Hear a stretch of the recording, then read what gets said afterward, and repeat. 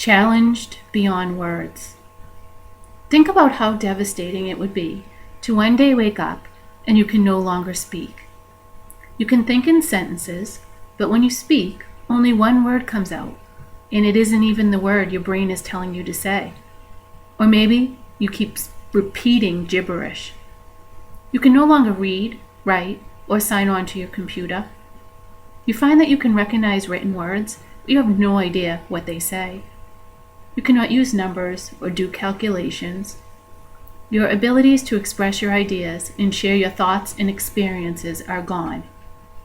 You are unable to talk to your family and friends. It is almost unimaginable to have to live every day without the human ability of being able to communicate your thoughts. This would be a very debilitating loss, a loss that would isolate you from humanity. It seems unimaginable, but 1 out of 250 Americans have experienced the loss of their speech. Yet most people have never heard of this acquired disorder. More people will acquire this disorder because advancements in medicine and some miracles, and they are enabling people to survive strokes and brain injuries. But survival from strokes and brain injuries can come at a very devastating price. Survivors are given the gift of life, but without the ability to speak. These survivors will lose the ability to take their thoughts and deliver them from their brains to their mouths to produce the words they need to communicate. The loss of one's speech, the very essence that makes us human. We never gave thought to the above scenario until our world was unexpectedly turned upside down and our lives became an everyday challenge to try and communicate beyond words. This could happen to you or someone you love. Chances are someone you know has this disorder. It is called aphasia, and it is an acquired language disorder caused by stroke, head injury, brain tumors, or neurological conditions, and it impairs a person's ability to communicate, but does not affect intelligence. The lack of knowledge of aphasia is resulting in a nationwide provocation that is isolating a large population of our citizens from humanity. Many people are never even told that their difficulty communicating has a name, and the majority leaves the healthcare system without information of their newly acquired disorder. This lack of knowledge is also depriving citizens all over our country of their rights for liberty and justice. Today, over 1 million Americans live silently in every corner of our country, waiting for support and acknowledgement of their disorder. The silenced group of citizens consists of men and women of all ages, nationalities, and socioeconomic backgrounds. Besides the 1 million+ Americans living with aphasia, another 200,000 new cases are expected each year. Most people in our country have never heard of aphasia until they are dealt the challenging blow of this debilitating communication disorder. This disorder affects every aspect of life, and it changes it forever. Roles and responsibilities in families change, relationships with friends change.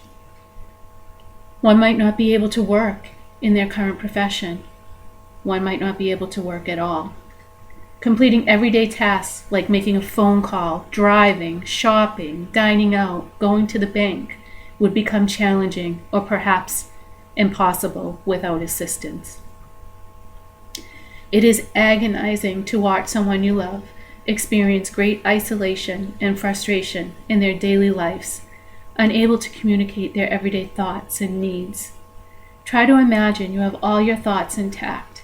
You know what you want to say, but the words will not come out. They are trapped inside your brain. This silent and misunderstood condition is prevalent in our country. It is actually more prevalent than cerebral palsy and ALS combined in the United States. Why isn't this prevalent disorder spoken about in our society? Even recently, on numerous high-profile news stations, discussing a high-profile individual with speech impairments due to brain injury, the word aphasia was always missing from the story. These silent Americans and their supporters are saddened and angered beyond words that their rights are continuously being disregarded due to the lack of awareness of their condition and the lack of understanding of the need to accommodate their impaired communication. We must speak up for these Americans. We have a moral and social responsibility as a society to voice our concerns about our fellow Americans who are isolated and need our support to protect their rights. When you lose your ability to speak, does that mean you no longer have a say in how you are being treated? We have had to take an unconventional path to try and raise awareness, and we will keep trying until someone hears us and helps us. The fundamental rights of these individuals are being violated across the country. We reached out to the American Civil Liberties Union, the federal court system, both at the district and appeals court circuit, and the Supreme Court of the United States. All our efforts were disregarded. We believe this was due to lack of awareness of how to handle this silent disorder. One positive note, we did recently help file legislation in Massachusetts to study aphasia, and we hope to try later for federal legislation to have aphasia studied nationwide. We were successful in Massachusetts because we brought people with aphasia with us to the State House to show legislators what aphasia actually is and how it inhibits a person's ability to speak up for themselves. There has to be someone who will listen and help these million-plus Americans. My family was blindsided by aphasia back in October of 2008, and we have spent every day since trying to understand what are the obstacles that we need to overcome in order to raise awareness on a national level in order to ensure individuals living with aphasia who cannot speak for themselves are entitled to the same rights as those of us who can speak for ourselves. This is a topic of nationwide importance. We have almost 5 years of documentation of not only our family struggle, but the struggles of so many aphasics who, because of the lack of awareness of this disorder, suffered consequences beyond words. We can help you give viewers an in-depth look at amazing, inspirational individuals and groups, people who beat the odds, survivors whose consequence of survival was the loss of their language. These survivors will take society deep into their everyday world of frustration and loneliness, but yet at the same time will show you smiles and share how grateful that they are to be alive and how determined they are to find new modes of communication to share their stories. The best way to understand aphasia is to watch and observe someone afflicted with it. You will be saddened by the frustration of the individual and at the same time amazed at the different modalities of communication that can be used instead of words. We know if we can start a national conversation about aphasia, it will forever change the fabric of our country for these silenced Americans. We can challenge viewers to help them understand aphasia and why it is so important to our society to be aware of this disorder. Until there is a nationwide understanding of this debilitating disorder, our fellow Americans will live on silently without support and the protection of their rights and quality of life. The lack of awareness of aphasia is affecting people's lives in so many ways. Their legal rights, judges are ruling aphasics incompetent when they are competent, and reasonable accommodations for impaired communications are being denied. Emergency responders and law enforcement personnel are not properly trained on communicating medical needs, and law enforcement think aphasics are intoxicated due to speech impairments and oftentimes arrested for DUI. As far as medical treatment, even primary care doctors and emergency room doctors are unaware of how to communicate with aphasics because they need communication aids to help with expressing their medical problems and needs. One woman was almost given wrong medication in the hospital and taken to surgery. Another woman went blind due to miscommunication in a medical facility due to her aphasia. In the second case, it took 11 hours and 20 minutes for an individual to get help because of the delay in the person's ability to communicate their medical needs. As far as support services for aphasics, services are available, some through insurance, some free, but not accessible to aphasics because they cannot read, write, speak on the phone, and it makes it hard to get support in place with the help to help them with their rehabilitation.